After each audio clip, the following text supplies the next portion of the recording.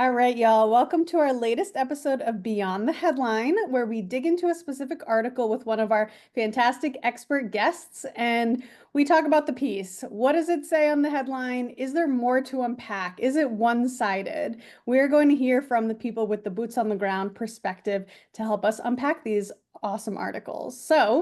I am very excited today to have Mark Cloutier as a guest. So Mark has been the CEO of Caminar since 2019. And if you are not familiar with Caminar, they are a behavioral health provider in the Bay Area. They serve more than 41,000 youth and families and adults each year through services like education and prevention, mental health, substance use treatment services, and more. So Mark has dedicated his career really to increasing access to quality health and supportive services for underserved communities. And he's done that through a broad range of healthcare organizations and foundations, some including San Francisco Foundation, the Kaiser Family Foundation, and the San Francisco AIDS Foundation, to name a few. So you have quite the background, Mark. So what do you want to share with them beyond your bio, either about you personally or about Caminar as an organization? Well, given that some of the theme is we're going to be talking about how do you sustain yourself in this work, I just always want to start with being clear about reminding yourself of your purpose.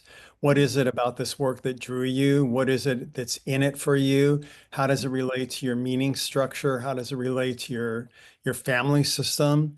So I think that's always that'll be a theme that we'll unpack in a few minutes, but I just want to always connect that the reason why I am in this work is that it's deeply a part of my reason for being in the world. And being connected to that allows me to weather a lot of the ups and downs that we're about to go through.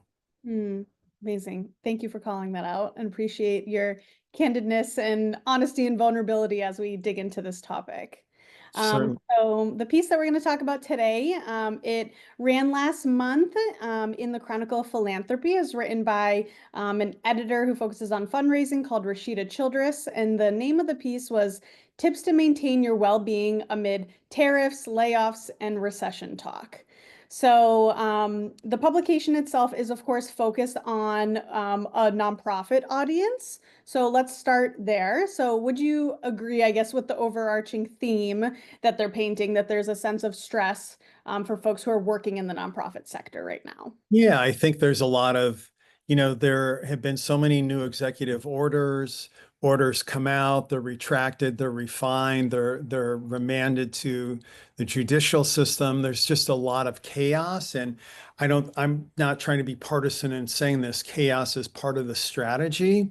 So in the face of chaos, you have to figure out how you're going to locate your stability and communicate that because it's going to be affecting your organization and your community.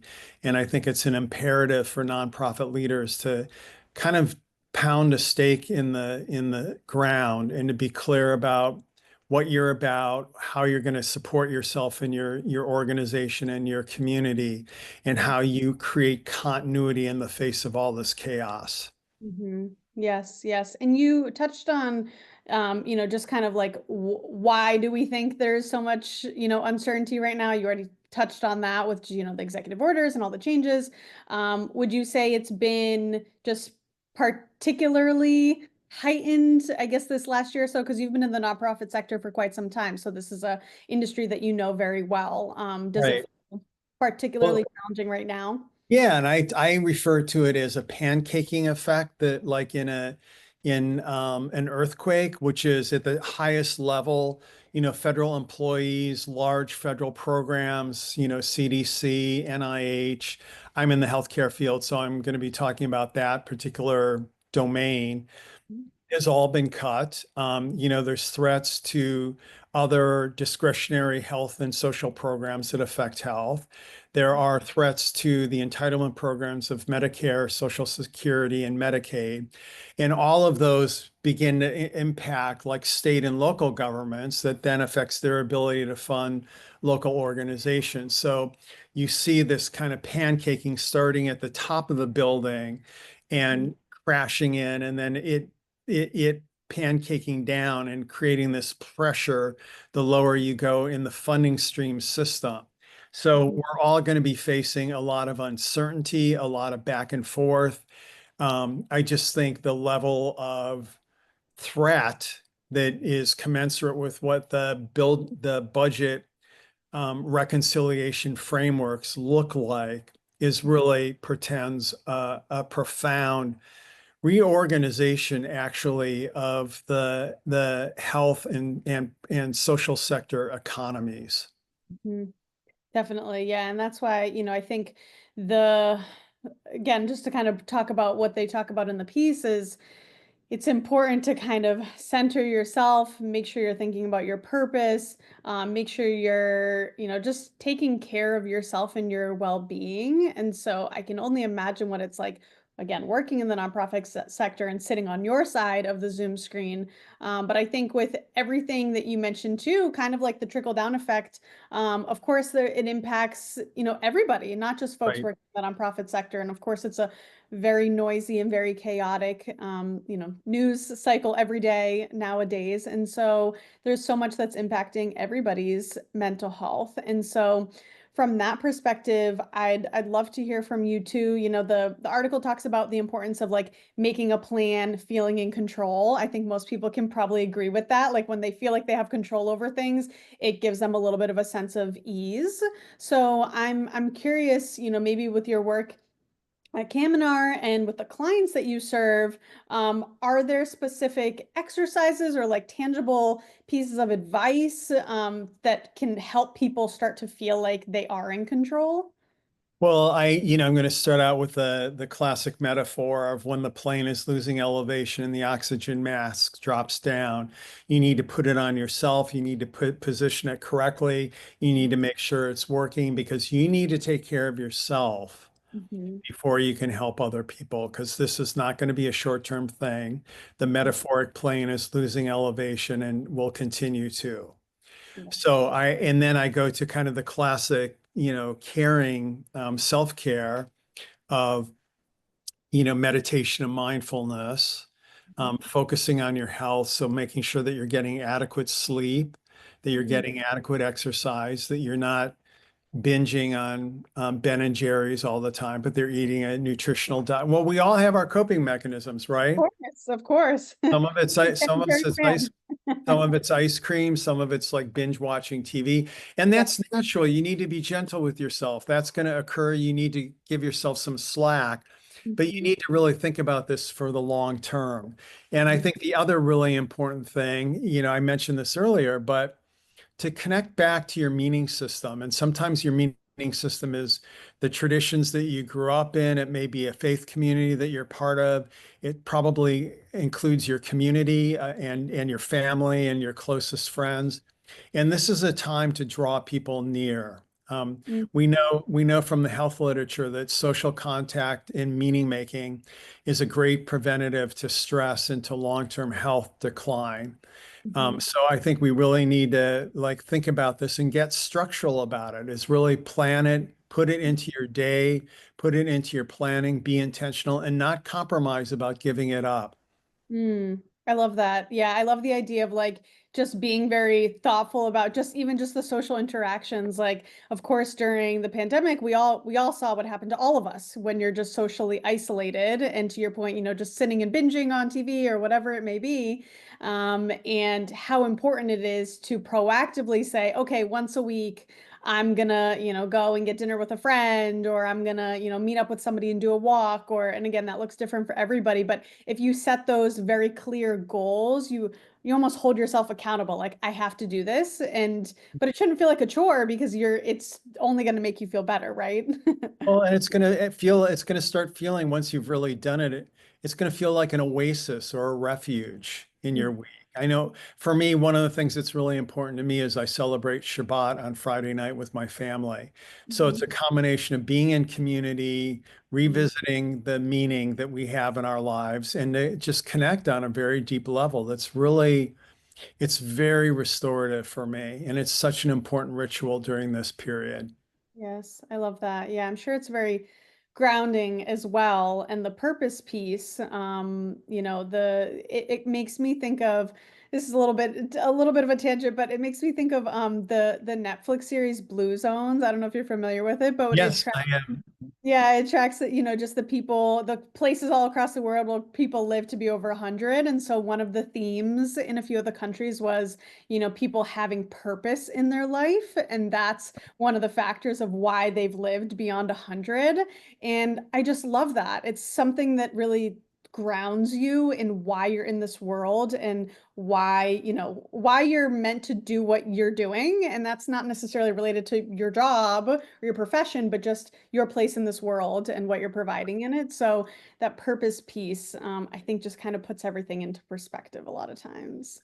Social connection and in making meaning of your life is so protective in the long run to the aging process, to cognitive decline. It's just such a critical thing. And the thing that contributes to cognitive decline and to health um, challenges is actually stress. And we're Mhm. all going to be facing various levels of stress. They're going to there's going to be peaks. There's going to be, when your organization loses a major grant, it's going to be very stressful. And I think it's really important to think about protecting your health and to think about protecting your cognitive health in particular during this time. Mhm. Because cortisol is going to be at a high rate. Mhm. Um, you're going to feel inadequate. You're going to feel like you're trying to deal with a situation where you don't have enough personal resources in addition to perhaps managerial or social or community resources. We're all Mhm. going to be under heightened stress, and we just really need to protect our bodies and our brains. Yes, yes, I love that. And you mentioned, just to touch on a few of the other points that you mentioned, throughout the last couple of minutes, was sleep, first of all. And I can't recall if the article specifically called out sleep, but I think that's such a big one. I guess what are your, Yep. from a medical perspective, why is sleep so important in terms of like regulating yourself? Yeah, and there's this, kind of frame that's kind of emerged, which is sleep hygiene, which Mhm. is cut out like not look at a blue screen. Don't look at your phone within an hour of going to sleep. Mhm. Make sure that you're in a very dark room. Make sure it's a cool room. Make sure there's no other incoming sounds, and that you can be in that space for 8 or 9 hours in an uninterrupted way to actually go through the layers. As you know, when you sleep, you go through various cycles, right? People often wake up in the middle of the night, sometimes to go to the bathroom or there's sounds, or you want to diminish that as much as possible and have again, a quiet, cool, uninterrupted space to do your sleep in. Because sleep is a health behavior. It's not, and actually improving the length and quality of your sleep will actually improve your health. Mhm. I I couldn't agree more. I think we all know in some form or fashion when we're cranky, when we're like, I didn't sleep well last night, and you can attribute it to that. Once again, like trying to be really conscious with those tips that you provided to make sleep a priority. If you make certain things in your life a priority related to your health, then you're going to benefit from it. So I think just being really conscious about what you need. Yeah, and I think part of that is sleep comes up against time with your family, with your partner, with your kids, with watching your favorite series. There's a whole bunch of things that it competes with. And just as a practice, it'd be interesting to just prioritize sleep, like prioritize an extra hour and see Mhm. what that does to your mood state in the ensuing weeks, in Yes. your sense of feeling stable and just confident. Yeah, I'm sure there are tests out there, but that would be a fascinating thing just for us like for each person to just create some sort of journal where you're tracking like how many hours sleep you got and then the impacts on X, Y, and Z. I don't know, specific factors and how it differed with the correlation every night. Yep. Yeah. Yep. I might have to start doing that. Well, you talked about the like minimizing blue light before, and the screen time before bed. So it was interesting in the piece, I thought that they talked about protecting your peace is how it was phrased, Mm. and the importance of limiting social media use. So I'm curious your perspective. I'm sure we could go on quite a deep dive in terms of the technology discussion, but um, how and I guess to what extent do you think that technology and media consumption impacts our overall well-being? Well, it's definitely triggering to me, and I would distinguish, there's various ways that you expose yourself to the stimulus of media, right? And there's a that something we all talk about, which is doom scrolling, right? You definitely want to be conscious when you're doing that and to limit that because that's definitely going to affect your mood state. I think just the to and fro that happens in one news cycle, and particularly with the administration about threatening something, rolling it back, and then having this, a questionable what conclusion are you left to draw after that kind of whole cycle, and reducing your exposure to that, because it's going to take a while for a lot of the actual propositions, the executive orders to make their way through both the courts and the Congress. Mhm. So it's following the minute by minute, like ups and downs, is something you may want to rethink if that's going to be a healthy thing for you to do. Um, yeah, I've certainly I'm a policy junkie. I Mhm. love to read about legislation. I love to read about politics. And I've just had to cut it back and I've had to balance it like reading more fiction, Mm. using that time to like read poetry, using Mm. that time to listen to music. You're not gonna, if something's really important, you're not gonna miss it by just riding the news cycle.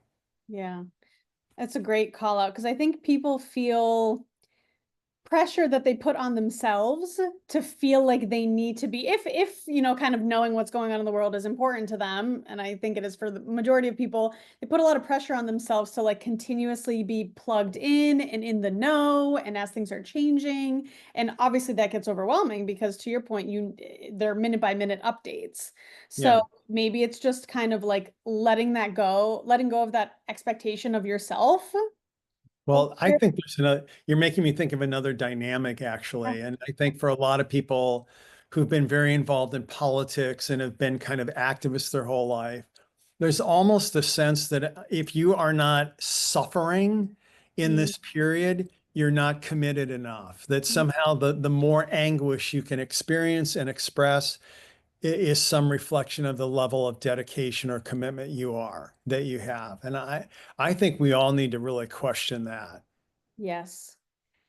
Yes, I'm collecting my thoughts because I couldn't agree more. I couldn't agree more. I think we all see it in even just our friend, our family circles. And, for at least for me personally, like some of the close friends that I know on social media, and I do feel like there is this pressure to just like put it out into the world, how intense, how horrible, like how continuously needing to be a voice and an advocate, which of course I love, like you want to support that. Of course, Um, of course. but you don't want it to be a detriment to people Right, themselves. And so yeah, so how do we find a balance in that? It's so challenging. I love that you're saying like maybe it's time to kind of question and take a look in, and why do we feel like we need to, I don't know, project, I guess, that we're suffering. right. I hope they don't hear this because I have some friends who actually imagine and talk about getting put in prison or jail for their political activity.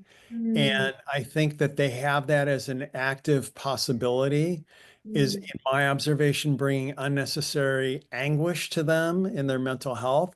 And I think it's actually they're imagining that because it bespeaks of a level of commitment to, mm, political change and to correcting what's going on. mm. But that it's causing harm. It's like self-harm. Yeah. There's this Buddhist concept of right thought and right action. And Mm, I think this is a time to actually employ that principle of having balance about this and having balance about how you're managing your own thinking about it and having balance about how you engage and act. I love that. I love that. I think it couldn't, yeah, I couldn't agree more. I think it is a time for us to each person to just kind of reflect and think about ways that they can still feel like they're getting involved, but not to a detriment to themselves. Because maintaining that well-being, I mean, you're only going to be able to continue to fight the good fight if you are, Well, again, taking care of yourself first and well, foremost. and if you're bringing on self-harm, aren't you really, isn't that really what the people who you oppose want you to experience? Like that's part of the right thought, is focusing on just be clear that you're not doing more harm to yourself. Yes, yes. Great points. Great points. Any other tips? Maybe, oh, we've kind of talked about a lot of different things about eating, about sleep. Any other important tips that you think folks should kind of keep in mind, whether the work, maybe related specifically to the workplace or in their home life? Well, I think there's a tricky thing that we all need to think a bit more about, which is, in general, I think people who work in the nonprofit sector have a commitment to appreciative inquiry, to being curious, to being open, being supportive, asking questions that are appreciate the viewpoint of the speaker, Mhm.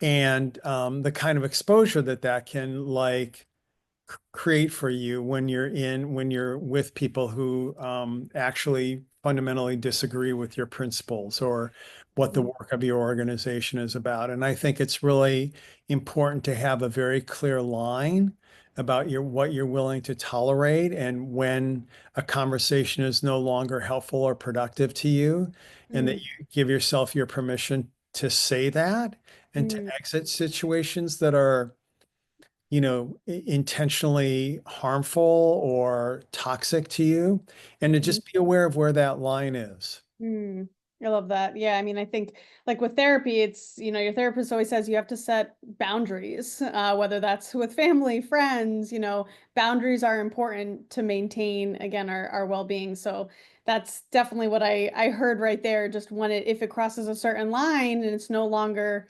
serving you, then maybe it's time to kind of adjust the conversation or rethink if, kind of what you're getting out of it at that point. And I think there's going to be a lot of situations where you're going to find yourself potentially with funders or with a government agency where you're going to be called upon to compromise some of your principles. I mean, I think a lot of us are seeing that now with the universities around diversity. And I think it's very clear, it's very important to think that through ahead of time and to know where the bright yellow line is for where you won't compromise. And we saw that with Harvard, and I think that's an important exercise that we all need to prepare for. Hmm. Yeah, and I think as leaders too, I think being vocal about that, like within your organization, because as things get bumpy, people who work for whether it's a nonprofit or a company of other kind, other kind, you look to your leader, what are the principles and values that are grounding us? And so having a leader that also speaks up and is able to kind of bring people together and unite everybody in the things that drive that organization are also really important. So I guess any other maybe for folks in the nonprofit sector, leaders within the nonprofit sector, any thoughts for them in terms of what they should continue to be doing to, kind of keep their folks engaged, but also like motivated, but also making sure they're taking care of themselves? Anything to that audience? Lead with values, Mm, lead with reminding people of the purpose that brings them together to do the work that they do, mhm. demonstrate empathy, demonstrate vulnerability, and also demonstrate be clear with your teams about what your core principles are that you're not willing to compromise, and continue to assert those to like draw people to them. Yes, I love that. I love that. Okay, my last like kind of formal question, I guess, for just kind of the everyday person, because again, this conversation is so applicable to everybody. If there is anybody out there who feels like, they're maybe struggling and maybe they need further mental health supports, whether that's counseling or even like substance use services, any red flags that, people should kind of be checking themselves Yeah, on, to make sure great they're question. I love that question. Yeah. I mean, it's kind of a version of I'm going to go through a list of symptoms and if they're occurring for a couple of weeks or more, it may be a time to seek some sort of support. And that would be insomnia, Mhm, overeating, undereating, binge drinking, increased use of substances, mhm, isolation. Those are the key ones. Those you need to pay attention to. Those are indicators that you're either depressed or something more serious is going on with you. And continuing those behaviors could obviously harm your health also. So mhm, you want to pay attention to how long that goes. We all have periods where we do binge eating or we do, we're out to dinner and we have an extra drink or whatever. That's natural. But if it continues for an extended period of time, then it starts turning into something that's habitual that you want to get some sort of support for. Yeah, yeah. Thank you for calling those out because I think sometimes again you're like people get swept up in things and maybe you just need those clear things to keep an eye out for to make sure again that Yeah. we're taking care of ourselves and the people around Yeah. us as well. No, for sure. And the one that kind of sticks out for me, I think this is a period where a lot of people are going to isolate. I think there's a lot of sense of like, I don't know how to be in a conversation about what's going on. I feel hopeless. No, I can't imagine doing anything that's going to have an impact. It's hard Mm. for me to talk about this with other people. And I just think there's going to be a lot of natural regression actually to isolate. So I think that's really one that people should pay. It's not one that people think about a lot, but it's something you should really pay attention to. Yeah, so making sure to kind of lean on your community and your support networks and, even if you're struggling, just kind of using the folks that you trust and you feel comfortable with to express that. And lead with gratitude about that. It'll expressing your gratitude to the people who are in your life, to your team, to your community is definitely a component of resilience that we all need to be Yeah. exercising. Yeah, I one of my sticky notes, practice gratitude. I have it right here on my little desktop because I think We it's should so all have that posted on our desktop, important. on the top of our forehead, actually. Seriously, seriously. Well, we've covered quite a bit. I think that this is super helpful again for folks who are in the nonprofit sector, but really everybody. I think we could all use advice and just guidance and education around some of these topics that we've covered. So, any final thoughts that you feel like are important to share that maybe we didn't cover, whether it's related to the article or anything else?